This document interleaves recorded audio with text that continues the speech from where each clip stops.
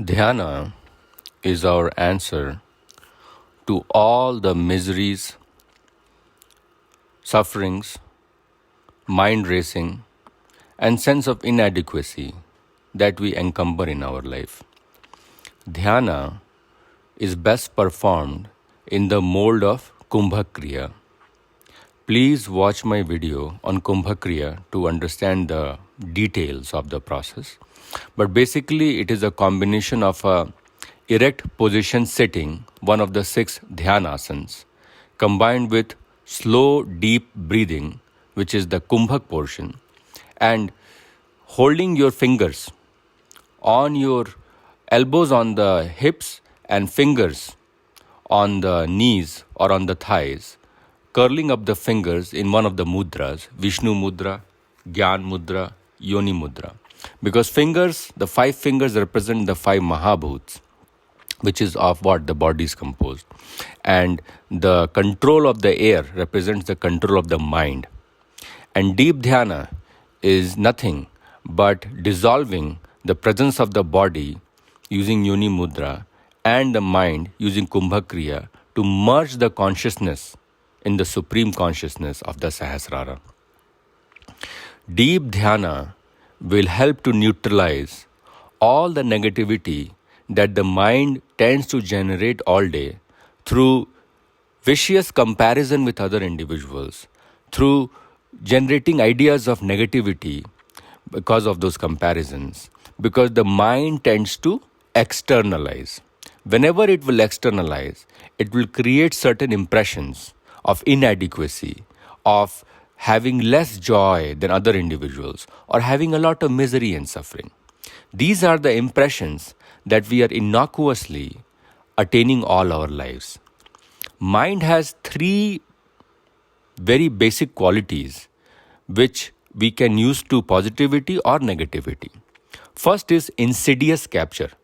It is slowly, innocuously, insidiously, gradually capturing a lot of impressions from the environment or the gunas it comes in contact with. And then there is an accretion or compounding effect, which means the same environmental influences will tend to be attracted towards more the ones that we are allowing innocuously. And the third is dynamicity. The mind is always moving either in the realm of positive sattva or the negativity of tamas, arising from the state of activity, which is rajas. When you have desires or kama, they will slowly create raga or passion, and the passion is what changes into sangha or attachment. In the mode of sangha, we have become totally impotent. In the mode of attachment, we have become totally predictable. In the mode of attachment, our ability to break the dhriti or the free will has totally been negated.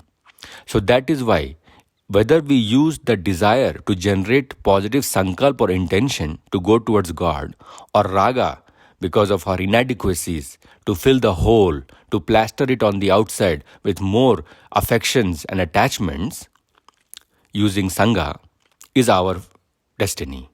And that is what dhyana helps to control, to take your kama or desire in the realm of shraddha and sankalp, God bound, rather than in the realm of more attachments to material goods, family members, certain chores that you do. Deep dhyana is the answer to all your miseries, sufferings, mind racings. Because the 3 qualities of mind that I talked about, innocuous impressions, accretive compounding, and dynamicity, whether moving to the pole of the sattva or the tamas, are all 3 controlled in the realm of dhyana. When the intellect is highly amplified to know what is causing problems is temporary and making our existence miserable.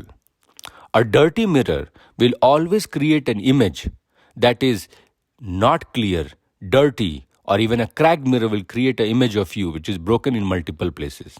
It creates an imperfect image of a perfect object, the soul.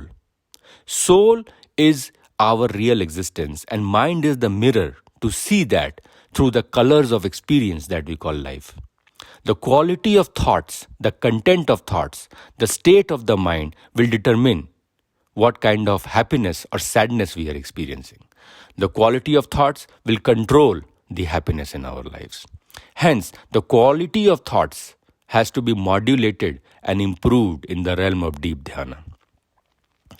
Deep dhyana can be done in one of the four modalities.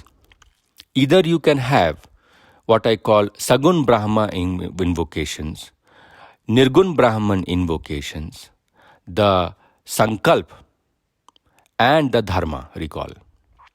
The Sagun Brahman invocations involves visualization of your Ish Devta, any picture, poster, God photo that you have on your wallpaper, in your iPhone, on your MacBook, in your worship room. That is what you have to constantly see and constantly think of all the time, even when you are not doing contemplation dhyana. Just like Kumbha Kriya, holding of your breath and deepening of your breath has to be practiced all day. All day you have to have your mind, मन मना भक्तो मध्याजी माम नमस्कुरु मामे विषय से युक्त वह मात्माना मत परायण. हर समय मेरा ध्यान करो, मेरे में विलीन हो जाओ. So your mind has to be constantly absorbed in the God realization, the God image. That is Sagun Brahman recall, visualization of the Ish Devta that is dear to you and that protects you. Second is Nirgun Brahman recall, which is constant slow repetition of a Bij mantra like Om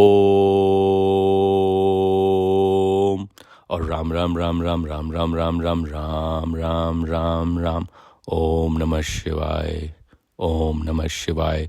Anything which is short, powerful, repetitive, that is the dharana or the constant repetition of the Bij mantra is a Nirgun Brahma invocation. You can combine it with a visual image if you feel like, or if that's the way your bhakti is taking you. But that is the power of the sound. Because the unmanifest and manifest connecting link is sound.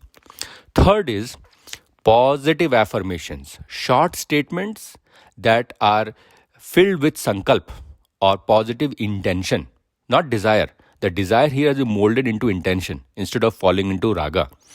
So that desire that has been converted into intention, I will do this, I will become a successful person, I will become a helpful member to the society, I will take care of my parents, I will be a great parent. All these duties of the grihasth or duties in the realm of even sannyasa or activation of your God will, that is sankalp. And you can mold it in the realm of Shraddha too, that I will do lot of dhyana, I will do lot of bhakti, I will do service to the other individuals in Nishkam Karma. But those are the affirmations that you have to fill with. And the fourth is your dharma, which is a rewind of the entire day. Try to see how you behave the rest of the day. Because I told you before, mind is intentionally impressionable. And it has accretive compounding of the same impression that you gathered. And lastly, it is dynamic. Either it moves in the positivity or moves into deep negativity. And that is what dhyana is able to control, all three. Because you are doing a rewind of whatever activities it has engaged in the last 24 hours in your dhyana. Neem Karoli Baba, Ramana Maharishi, Siddhartha turning into Gautama Buddha, and Mahavira, all of them did deep contemplative dhyana. Three of them, Mahavir, Buddha, and Neem Karoli, left their wife and children to practice deep contemplative dhyana. And then there is Ramana, who left as a child, his mother, to go into the hills of Annamalai to do deep contemplative dhyana. Because dhyana is where all your answers will come eventually. You can start with bhakti, nishkam karma, but dhyana is where all your answers will come eventually. That will lead to peace. Because otherwise, this impressionable mind, characteristic of accretive, impressionable mind, innocuous images, accretive compounding, and the dynamicity might sink you in the past. Contemplating all the time about the past activities, coulda, shoulda, woulda, should have done this, should have happened this, leads to depression. Living in the past is depression, living in the future is worries, anxieties. So either it will be trapping you in the past depressions or future anxieties. but you have to live in the present peace. Because once you have peace, you have negated the depression of the past, you have negated the anxieties of the future. And that is what is attained in deep dhyana through contemplative meditation in one of those four realms, invoking the Sagun Brahman, Nirgun Brahman, invoking your Dharma, and invoking your Sankalp. So, my dear friends, try doing deep dhyana every day, no matter what your age is, no matter what state of life, ashram you are in, grihastha ashram, manaprast, sannyas, brahmacharya. Try keep doing this every day, and then you will see the power of compounding. Slowly, your mind is purified and neutralized of all the worries, and you will make great progress over time, over years. Very slow but gradual great progress that you will not be able to shake off, and you will carry forward in your journeys until you attain nirvana.